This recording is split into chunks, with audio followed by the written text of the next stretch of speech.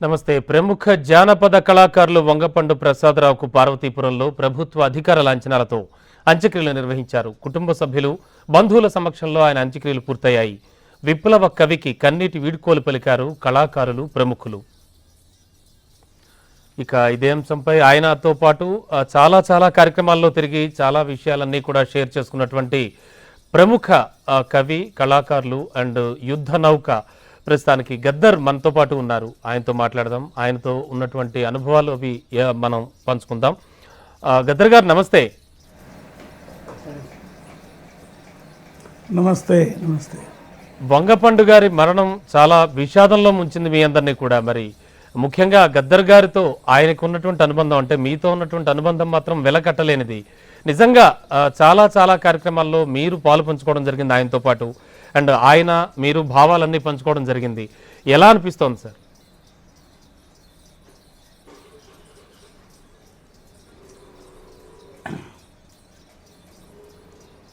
వంగపండు ప్రసాదరావు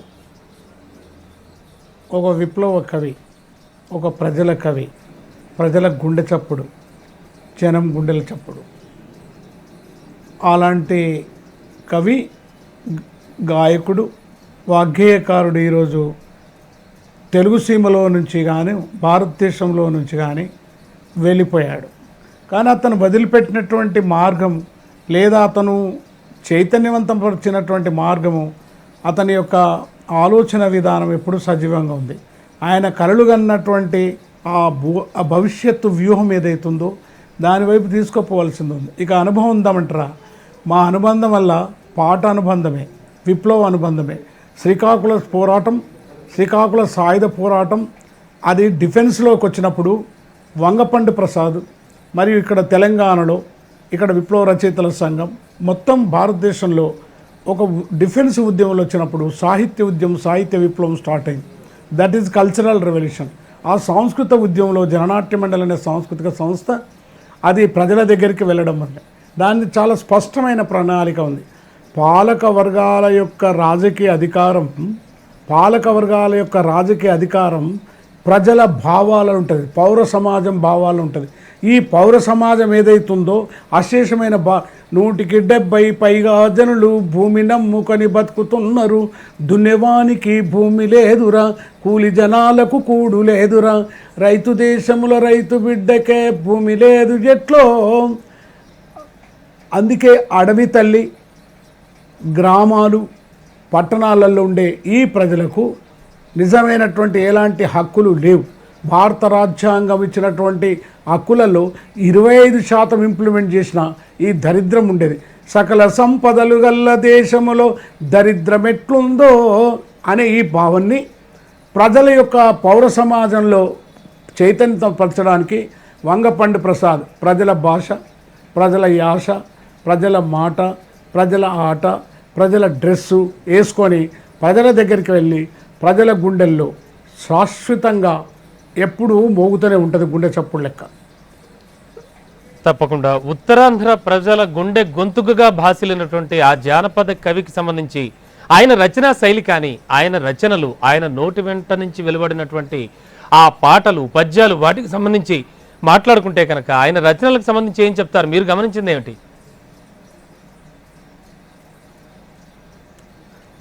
ఇప్పుడు నేను ఆ పాటలే డైరెక్ట్గా పాడతా. తప్పకుండా. జీపీ వత్తంది రండిరా, అమ్మోలే గాని జీపీలో పెదబాబున్నాడురా అని పాట పాడేవాడు. ఎన్నికల గురించి వచ్చిన జీపీ గురించి. అంతేకాదు, రెండవ పాట మనం తీసుకుందాం, జీవితానికి సంబంధించిన పాటలు. కూడుగుడ్డాలేని కూలీనాలోళ్ళు, కొట్టాలే కొడువలికి కక్కులు, అమ్మ కొయ్యాలి వరిసేని దుబ్బలు, మడిలో బిడ్డలన్నీ మననెత్తురు గడ్డలు, పండిన పంటలన్నీ మనసెమట సుక్కలు, మద్యంలో ఈడవడు భూసామట బుగతోడట, ఆ డబ్బొచ్చిన జబ్బలిరిసి దుబ్బగోసి దుల్లగొట్టు అని అలా తీసుకెళ్తాడు. మరవైపోతాడు. రండిరో కూలెన్న సంఘం పెడుదాము సంగతేందో చూద్దాము రండిరో కూలన్న నువ్వు తారు పోయకుండా వాడు కారు నడుపలేడు నువ్వు మేడి పట్టకుండా వాడు మేడ పట్టుకోడు అని అలా తీసుకుంటాడు నువ్వు చెమట ఒడపకుండా వాడు సెంటు రాసుకోడు ఇక్కడ అర్థం కాని పదం ఉండదు లేదా మీనింగ్ లేని పదం ఉండదు అన్ని జీవపదాలే ప్రతి దాంట్లో ఒక జీవం ఉంటుంది ప్రతి దాంట్లో ప్రజల జీవితం ఉంటుంది ఆయన మళ్ళీ కార్మిక వర్గంలోకి వచ్చినప్పుడు రాసిన పొడి పొడి పాటలు చాలా అద్భుతమైన పాటలు యంత్రమెట్లా నడుస్తూ ఉందంటే ఓరమ్మో ఓరన్నోలమ్మి car bus mill machine motor cycle కూడు లేనిరా ఆ కూలొల్లల్లా అలకండ బలంతో పలు కొండలెక్కిరా ఆ కొండల మీద ఆ బండల మీద అరే బాంబులు కొట్టి అవి బద్దలు కొట్టి అరే పట్రా నాయన ఆ పట్రా అంటూ అట్లా ప్రతి పదము ఒక జానపద ట్యూన్కు ప్రజల జీవితానికి ఆ జీవిత సత్యాన్ని చెప్తాడు ఓడా పడవాను వెళ్ళిపోకే ఓడాను వెళ్ళిపోకే అని అంటాడు మా ఎముకలన్నీ ఏర్చిపేర్చి అంటే ఎముకలన్నీ ఏర్చిపేర్చి కట్టినామని అంటాడు అటు తిరిగి ఇటు తిరిగి ఆయిలేసో ఏలేసి కీలేసి ఆయిలేసో మా నరాలన్నీ వీకినాం గాయలేసో వైరింగు చేసినాం గాయలేసో అట్లా మొత్తము ఒక నిర్జీవమైనటువంటి ఒక పనిముట్టును ఒక ఓడని సజీవమైనటువంటి కార్మిక వర్గము ఏ విధంగా నిర్మాణం చేసిన అంటారు అంతేకాదు ఈ తుపాకీ రాజ్యంలో రెండో నువ్వు తుఫాను వైలేవరన్న ఇలా వందల వేల పాటలు రాశాడు మనం అందరం పాటలు రాస్తాడు అనుకున్నాం పాటలే కాదు ఆయన కవితలు రాశాడు నాటకాలు రాశాడు సినిమాలకు డైలాగులు రాశాడు నవల రాశాడు మళ్ళీ ఈ విధంగా ఒక ప్రక్రియని ప్రపంచమంతా దేశమంతా తీసుకుపోయినటువంటి ఒక ప్రజల కవి నిజంగా మీరు కానీ వంగపండు ప్రసాదరావు గారు కానీ మీ మాటే ఒక పాటగా బయటకు వస్తూ ఉంటుంది నిజంగా నిజంగా చాలా అద్భుతమైనటువంటి వ్యక్తులు అండ్ గద్దర్ గారు ముఖ్యంగా ఉత్తరాంధ్ర ప్రజలపై వంగపండు ప్రసాద్ గారి ప్రభావం ఏ మేరకు ఉంది ఎంతవరకు ఉందనుకోవచ్చు అంటారు ఉత్తరాంధ్ర మీదనే లేదు ప్రభావం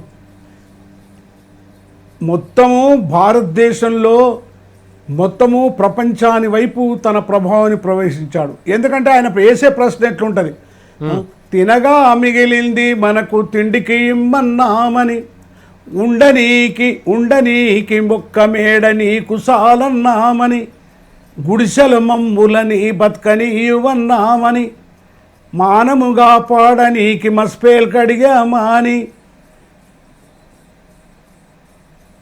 సంఖ్యలు వేసి మమ్ము బొక్కలోన దోసినావు అంటాడు దిస్ ఇస్ ది క్వశ్చన్ ఆకలి ఉండనని ఇల్లు కట్టుకోనికి ఒక బట్ట ఇది ప్రపంచాని సమస్య ఇది ప్రజల సమస్య అందుగురించి ఒక అయితే ఉత్తరాంధ్ర ప్రజల్లో పుట్టి శ్రీకాకుళం ఉద్యమం ఒక వెనకడిగేస్తున్నప్పుడు డిఫెన్స్ వార్ వచ్చినప్పుడు మళ్ళీ ఒకసారి డేర్గా వాళ్ళ బట్టలు వాళ్ళ భాష తీసుకొని ఆ అమరవీరుల గురించి చెప్పాడు సత్యం కైలాసం గురించి ఆ ఉద్యమం కథమైపోయింది ఇక ఉద్యమం లేవదంటే అక్కడ దాన్ని చిగురింపజేసినటువంటి వంగపండు ప్రసాద్ మొత్తము తెలంగాణ భారతదేశం ఈరోజు మొత్తం ప్రపంచమంతా అయింది అందుకే ఆయన ఏమంటాడు ఇంద్రవెల్లి కొండల్లో దండు బుట్టిల్ది నేస్తమా రావా సింగరేణి గనులల్లో సీమలు బుట్టాజీ నేస్తమా రామ సీమల దండులాగా గలిదరో నేస్తమా రామ దండకారణ్యంలో దండు బుట్టిల్దిరో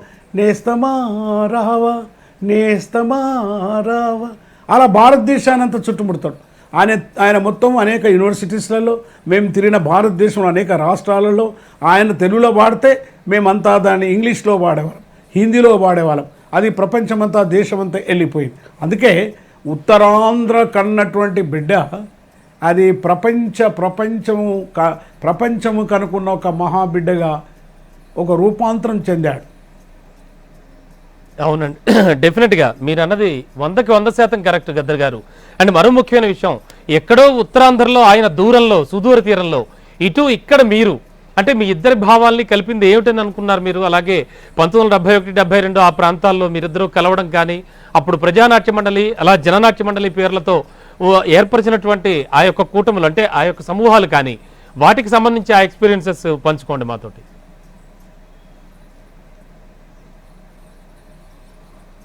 ఇప్పుడు ఒక ఆశయం ఎప్పుడైనా ఒక లక్ష్యం కలుగుతుంది.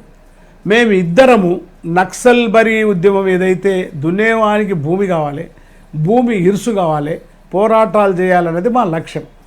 ఆ లక్ష్యాన్ని ఎవడి కష్టఫలితం వాడికి దక్కాలి అనేది మా సిద్ధాంతం. ఎవడి కష్టఫలితం వాడికి దక్కాలి. దీంట్లో డిఫరెన్స్ ఏం లేదు. అదే విషయం కలిపింది. లేకుంటే ఎక్కడ ఉత్తరాంధ్ర, ఎక్కడ తెలంగాణ, ఎక్కడ వంగపండు ప్రసాద్, ఎక్కడ గద్దరు, ఇంకా అనేక మంది కవులనందరినీ సెంట్రల్ పాయింట్ అది.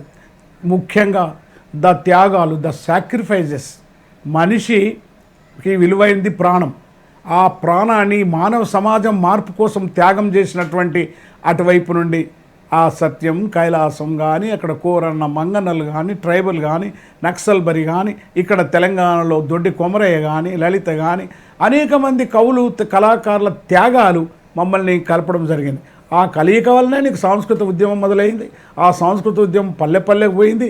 అది ఉట్టి పాట కాదు, అది ఒక భౌతిక శక్తి. అది ఉట్టి భౌతిక శక్తి కాదు, అది ఒక డైరెక్షన్ చూపింది. శబ్దం అది జానపద శబ్దమై, అది ఉత్పత్తి శబ్దమై, అది అభ్యుదయ శబ్దమై, అది విప్లవ శబ్దమై, అది తిరుగుబాటు చేసింది. దట్ ఈస్ ది శబ్దం.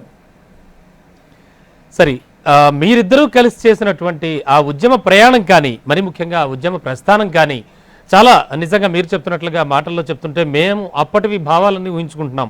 అయితే అప్పట్లో కానీ ఇప్పుడు కానీ ప్రజల మద్దతు ఎలా అనిపించేది? వంగపండు గారి భావాలు ఎలా ఉండేవి? అసలు